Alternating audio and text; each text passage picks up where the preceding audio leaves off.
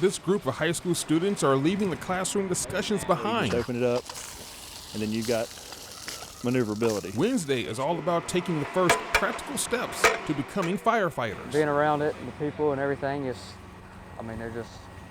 nothing like it. For the 18 high school students, becoming a firefighter is the #1 goal. So when the Alamance Burlington school system opened the fire academy at Graham High School this year, Ryan Stout knew he had to be a part of the first class. I was very excited.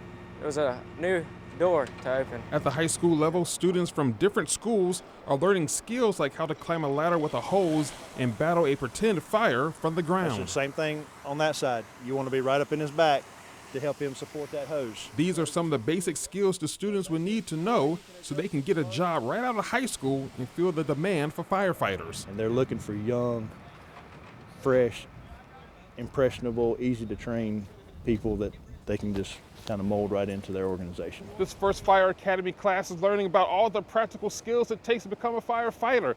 But the most important trait they can pick up out here is how to work as a team. There you go. You got it now.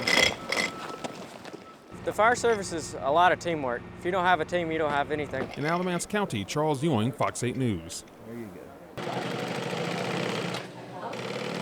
With some good tools, steady hands, and creativity, the possibilities in this workshop are endless. We bring the old stuff back to new and make the new stuff better. For 28 years, Larry Haynes has been teaching people how to do just that. If you don't stabilize it, it'll move on you. In his upholstery class, people can give furniture or even automotive projects new life. Sometimes they find pieces in antique stores. Some come from their home. To a novice, all the handwork and detail may look intimidating. See the screws? They're actually on this side. But many of these projects came from people who started at square one. Most, 99%, don't even know how to sew. With each class, I'm learning different ways of doing things, and it's making me pretty resourceful. Alice Hawk started the course about a year and a half ago as a hobby and says she just couldn't stop after her first project. It makes you not be able to go out and shop without trying to find your treasures. A lot of women have gone on to start their own businesses. The ladies are usually more aggressive in this area.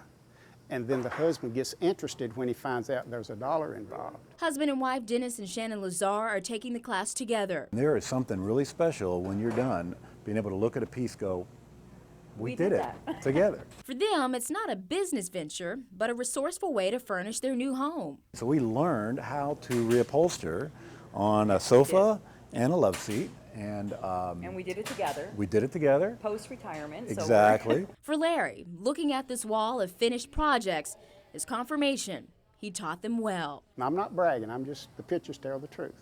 We can get it done. Thousands of dollars worth of stolen items are back into the hands of officers. High Point Police taking truckloads full of stolen stuff from this property on Delmar Lane Tuesday morning.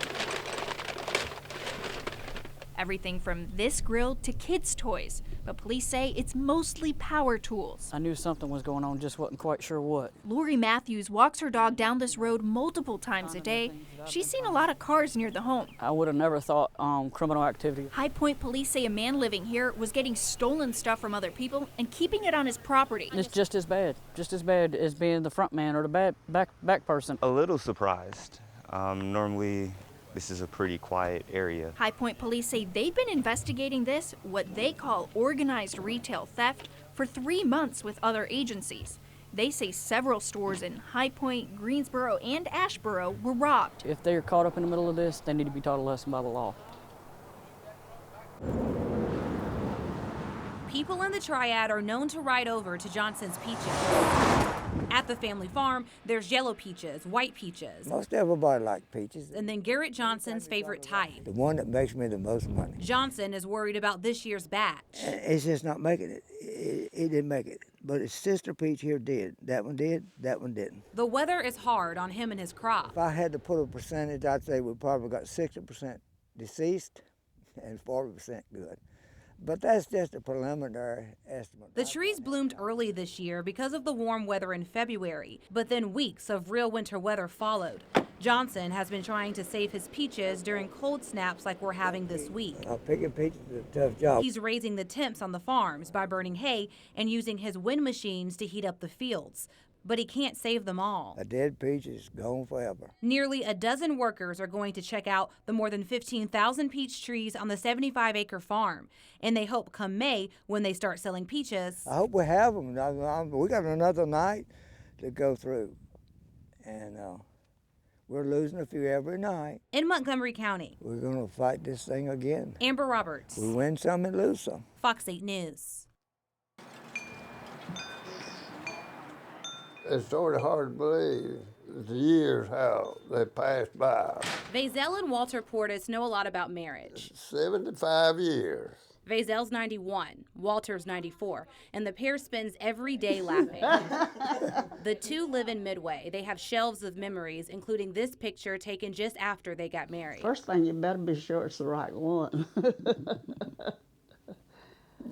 And were you sure? Whenever I got married, I thought, well, this is going to be from now on, as long as I lived. They only knew one another for a month before getting hitched. They ran off to South Carolina. She was 16 and he was 19. My mom and daddy had a fit when we got back. Oh, did they have a fit? So that's why we run away. They both worked in mills in Thomasville, but these days they take it easy. I go to the dentist, the doctor. Vazel says he talks too much. Especially if I'm looking at TV. And Walter jokes that he's the boss. She does what I want her to do. That's what you think. The family says in the early years things were cramped, and they showed us just how tight things were. Whew, it is cool out here. They started their family in this one-bedroom home. They now use it for storage. I think it's full of furniture. They spent more than a decade in this house. What was it like raising kids in there? 6 of them. Well, it wasn't easy. It wasn't easy. It wasn't easy. The family would later move into this larger home on the same property just feet away. When they look back at the past 75 years, we did pretty good. Yeah. Walter and Vazel say they've had their ups and downs, but they've battled through it all. Together. Yeah. In Davidson County, Amber Roberts, Fox 8 News.